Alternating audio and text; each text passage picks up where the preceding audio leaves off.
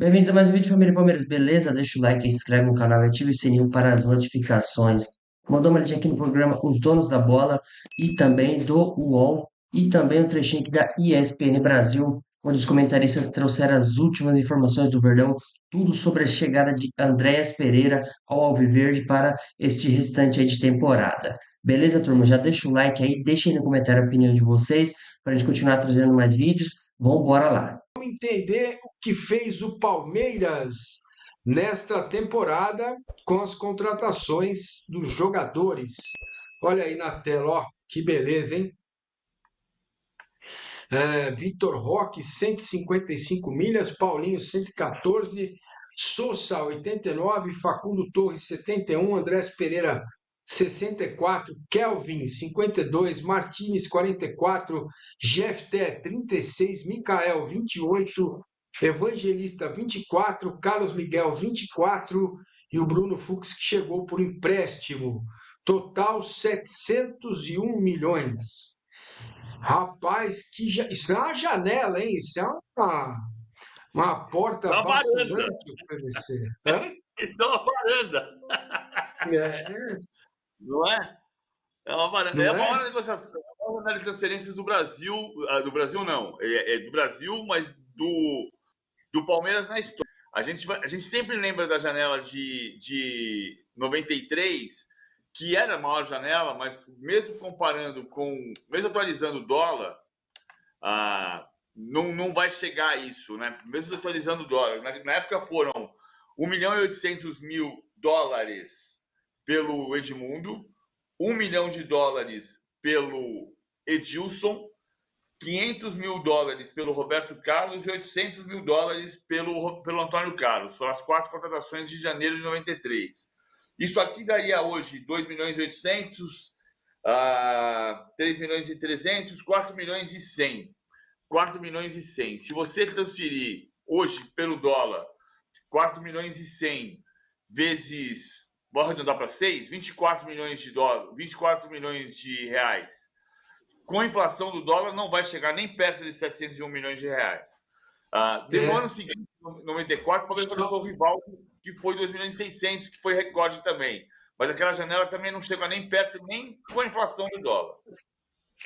Lembrando que nós estamos somando aqui, né, Igor, janeiro e o meio do ano, que são o período, né, onde se pode contratar jogador, né? Final do ano passado, comecinho desse ano e este ano. Olha, meu amigo, é dinheiro que não acaba mais, hein? Isso pega dois movimentos, né, Massini? Um momento, quando é janeiro pra gente, obviamente meio de temporada na Europa, é a iniciativa do clube de, vamos lá, começar bem, começar de forma reforçada. A gente viu movimentos como o do Paulinho, Vitor Roque e tal. E aí esse segundo momento que a gente está terminando agora é o momento em que algumas oportunidades dos clubes europeus, por perda de espaço de algumas situações, de alguns jogadores lá, passam a ser interessantes aqui para os clubes brasileiros. Então, nessa tentativa de correção de rota na temporada, também é porque acontecem esses movimentos. A gente vai ver isso, né? Viu isso na própria janela do Palmeiras e também vai perceber isso também na janela de outros clubes, né? Em que pese esses três que a gente está trazendo aqui disputaram o Mundial de Clubes, e talvez só o Flamengo, né, com o Jorginho, tenha feito um movimento mais relevante em termos de volume. O Botafogo também trouxe Arthur Cabral, enfim, Joaquim Corrêa, trouxe uma galera pensando no Mundial, mas mesmo assim não conseguiram alcançar em cifras, né? E vale ressaltar sempre que a gente traz os valores dos direitos econômicos, né? Não necessariamente de luvas, mas do Flamengo a gente fez um adendo ali em relação às luvas, porque o clube já divulgou os valores para a gente ter uma noção mais ampla e completa do nível de investimento de cada um deles.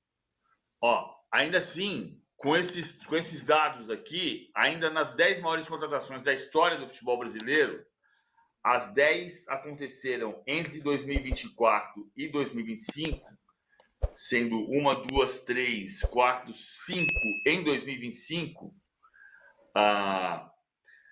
Das 10 maiores contratações da história do futebol brasileiro, 2 são do Palmeiras, a primeira e a quinta. A primeira é o Vitor Roque, 154. Como é que a gente atualizou? A gente sempre trabalha com a questão do valor aproximado. A gente não tem um contrato na mão para dizer foi 154 milhões e 600 mil, né? Teoricamente 154,6, por isso que a gente colocou 155 para o Vitor Roque. É a maior contratação da história do Brasil. O Paulinho é a quinta maior, 114 milhões de reais. E se a gente for fazer o valor corrigido pela inflação, ainda é o Tevez. O Tevez, em 2005, custou 60 milhões e 500 mil reais, o que, pela inflação, hoje significariam 183 milhões de reais. O Tevez foi um valor extraordinário em 2005. Com correção de inflação, o Tevez ainda é mais que o Vitor Roque. Mas sem corrigir a inflação, Vitor Roque é o primeiro, Paulinho é o segundo. E a sequência da lista tem Samuel Lino, 143, segunda maior negociação da história do Brasil.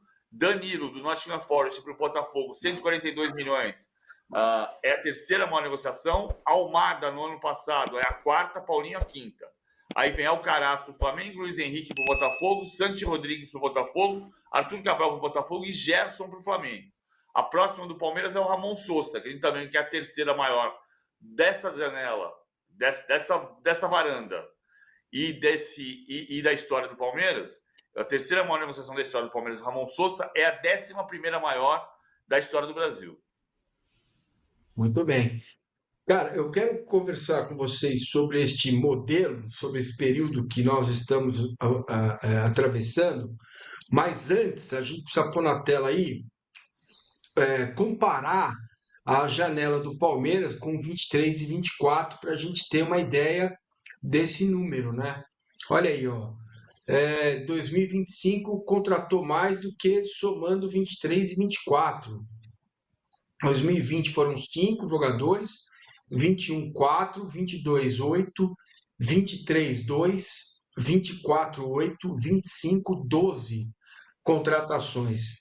PVC e Igor, essa semana, o João Paulo Sampaio deu uma entrevista lá para o Pó de Porco, os meninos lá do Pó de Porco, que são excelentes, aliás, recomendo, dizendo que tem 142 jogadores do Palmeiras espalhados pelo mundo, nos quais o Palmeiras tem algum guaré-guaré para receber.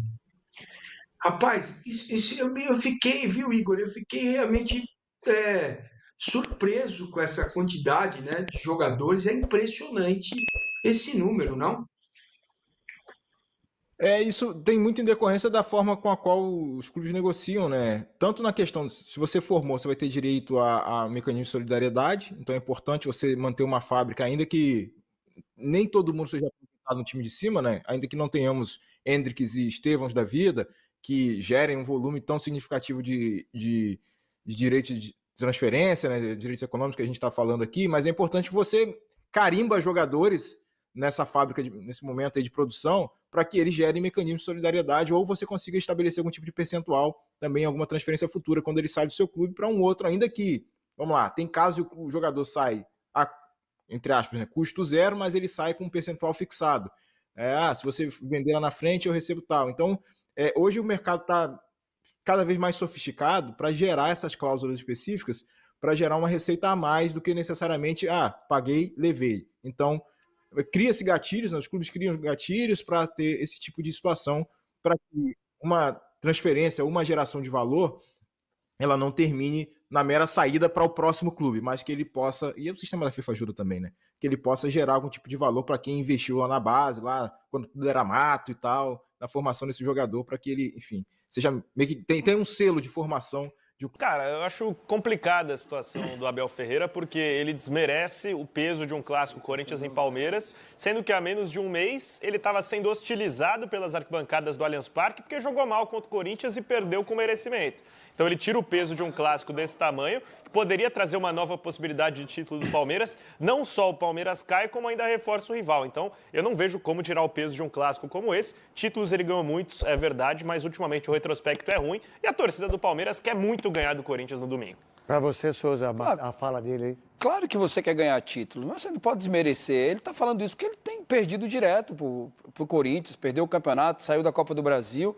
Acho que quando você perde, você tem que ter humildade suficiente para dizer que o seu adversário, apesar das críticas que a Leila fez, dizendo que o Corinthians deve e é inadmissível um time que compra e não paga, ganhar de um que está... Inadmissível também é você não fazer com os aposentados, né? Você pegar R$300 do aposentado e virar R$3.000. Isso que é pior. Isso que é muito pior. Então, e aí?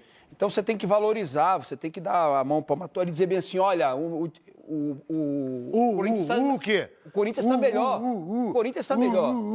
Palmeiras O Corinthians ficou, está melhor, entendeu? Palmeiras ficou. Então tem que valorizar isso. Você tem que valorizar. Você tem que ter humildade suficiente para dizer agora, quando você perde direto e você inventa uma desculpa. Não, aí você. Como por essa? sinal, no momento que o Abel Ferreira foi extremamente indelicado, que é a palavra que eu vou usar para não achar que eu só... O que ela fez para a Aline, você não foi a presidenta mulher que levou todas as mulheres jornalistas aí? Você defendeu a Aline quando o Abel disse? Então é sempre quando você puxa só sardinha para os outros, né? Esse país aqui, você puxa sardinha para aquilo que você acha, que você acha. A gente não tem humildade, né? Que, por sinal, é muito pior, no meu entendimento, um aposentado ter dificuldade para comprar remédio. Mas as pessoas vão e emprestam R$500, vira 10. Aí é fácil ter avião, né? Aí é fácil ser rico, né? Aí é uma moleza, irmão. É uma moleza, né? Então é o seguinte, para você, Maravilha, o que o Abel falou em relação ao Corinthians, ele falou que prefere ser campeão do que ganhar do Corinthians. Eu não sei se o torcedor pensa assim, mas eu gostaria também de ganhar títulos como o Palmeiras está ganhando hoje, né? Não pensa não, porque o palmeirense não está nada feliz, porque nessa temporada o Palmeiras ficou freguês do time do Corinthians. Ô, louco, mano. Em 6 jogos, né? Ele não perdeu 5, o time do Corinthians. E o Palmeiras só ganhou Você só mete o pau no Corinthians? Que você tá falando... Não, mas eu não eu só não meto o pau no Corinthians. É porque eu vejo alguns caras que não têm condições de jogar no Corinthians, como esse Mikael, que está aí no Palmeiras, que não joga nada. Ele é bom jogador. Não, é bom. Ele é bom porque ele me deu esse sapatênis, mas de bola ele não joga nada. Ele é péssimo, ele é medíocre. E o Corinthians tem vários jogadores horríveis e mesmo assim o Corinthians está tentando chegar a algum lugar, porque você vai me perguntar... Não sei se você sabe, mas o Corinthians foi campeão esse ano paulista. Eu sei. Só perdeu um jogo pro São Paulo. Porque o Palmeiras foi uma baba. O Palmeiras perdeu em casa. Mas o Corinthians ganhou o jogo. Não, mas o Palmeiras ganhou de 1-0 lá, empatou o jogo e foi campeão. Mas se o Palmeiras jogar... Mas se a minha mãe fosse homem, eu também não estava aqui. Se você... Não é assim que havia... Não, eu acho legal essa Mas legal é você só falar isso. Não, eu não tô falando não merecer, isso, não falar aquilo que o Corinthians fez. Ganhou de 1-0 o gol do Roberto e empatou o jogo. Foi campeão. Eu sei, ele foi eliminado pela Copa do Brasil, foi eliminado pelo Campeonato Paulista. Não ganhou, o Corinthians foi campeão paulista. Eu sei que ganhou, Neto, mas isso não me convence. E não convence o corintiano. Quantos pontos tem o time do Corinthians? Quantos pontos tem o Corinthians? Tem 25 pontos. Quantos pontos tem o time do Palmeiras? Por que você não analisa da mesma forma a Copa do Brasil, o Corinthians que ganhou 5 jogos e não tomou nenhum gol? Por que você não analisa igual? Não é que eu não estou analisando igual. É que a dificuldade vai aparecer para o Corinthians para frente. Quando aparecer, apareceu, mas apareceu. Mas isso foi a lei da sorte. O que o Corinthians está fazendo até agora. O Memphis Depay não está jogando e ele é meio time do Corinthians. Você falou que o cara era gordo, que não sei o quê. Nada, mas como? Eu tenho aí, Maravilha. Ele é bom. Tenho aí. Pode achar aí o que você quiser. Ele, com meia perna, ele é melhor do que o Thales Magno, com esse Romero, que é alegria... Mas como com meia perna ele vai jogar? Não, mas teoricamente, quem está em casa entende que ele com meia perna é melhor do que muitos que estão aí no Corinthians, né? Com o Romero, que é alegria nas pernas. Mas você não perguntou do Palmeiras, não foi? É o Thales Magno. Então o Corinthians está cheio de gente ruim. Tá bom. E eles estão desde o ano passado aí. Tá bom. Recebe o Palmeiras. E aí eu já chamo o Vladimir Bianchini, porque pro Palmeiras também, Vlad, o Flamengo vai receber o Grêmio. O Palmeiras precisa também fazer esses pontos para seguir na cola do rubro-negro. Exatamente, Bruno. Um grande abraço para você, para o pessoal do estúdio, também para os fãs de esportes. Essa vitória no derby é fundamental para o Palmeiras depender apenas das próprias forças para liderar o Campeonato Brasileiro, já que depois também tem confronto direto contra o Flamengo. Então é muito importante que o Palmeiras consiga essa vitória diante do Corinthians. Hoje vai ter a apresentação de um reforço aqui, o lateral esquerdo Jefté, 21 anos, cria do Fluminense, passou pelo Apoel do Chipre, estava no Rangers da Escócia, é um jogador que vem aí para incrementar mais ainda o elenco do técnico Abel Ferreira. O Andreas Pereira está praticamente por uma assinatura, já fez os exames médicos, pode ser anunciado até mesmo nesta sexta-feira. Se ele for anunciado, deve viajar no final de semana aqui para o Brasil para já se integrar ao técnico Abel Ferreira. Deve ficar à disposição para o jogo contra o Internacional ou apenas na Libertadores. Vai depender justamente da adaptação dele a isso. O Palmeiras, que está invicto no Campeonato Brasileiro desde que veio da Copa do Mundo de Clubes. São 8 jogos com 6 vitórias e apenas 2 empates. Presta essa partida terá a volta do Aníbal Moreno, que cumpriu suspensão contra o Sport.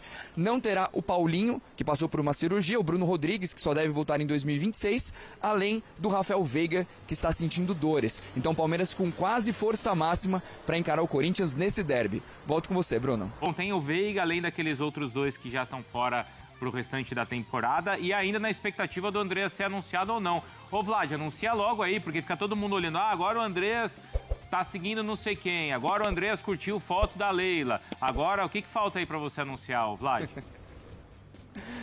Falta o anúncio do Palmeiras, então a gente está conversando aqui com o pessoal que cuida do staff do jogador, Bruno, justamente para saber quando será esse anúncio, também quando será a assinatura do contrato, aquela coisa do tempo real. Você vai olhando o tempo real, cada hora uma novidade, né, Bruno? Você falou a respeito dos desfalques, além da questão do Veiga que sente dores, tem também o Bruno Rodrigues que só deve voltar o ano que vem, além também do Paulinho, que passou por uma cirurgia, um jogador que deve ficar mais um tempo fora dos gramados. Em compensação, tem a volta do Aníbal Moreno, que cumpriu suspensão automática contra o Sport, deve ser titular contra o Corinthians. O Palmeiras que treinou na manhã de hoje, os jogadores, a boa parte deles já deixou aqui o CT da academia, inclusive sendo bastante tietado pelos torcedores. A fase é muito boa no Campeonato Brasileiro.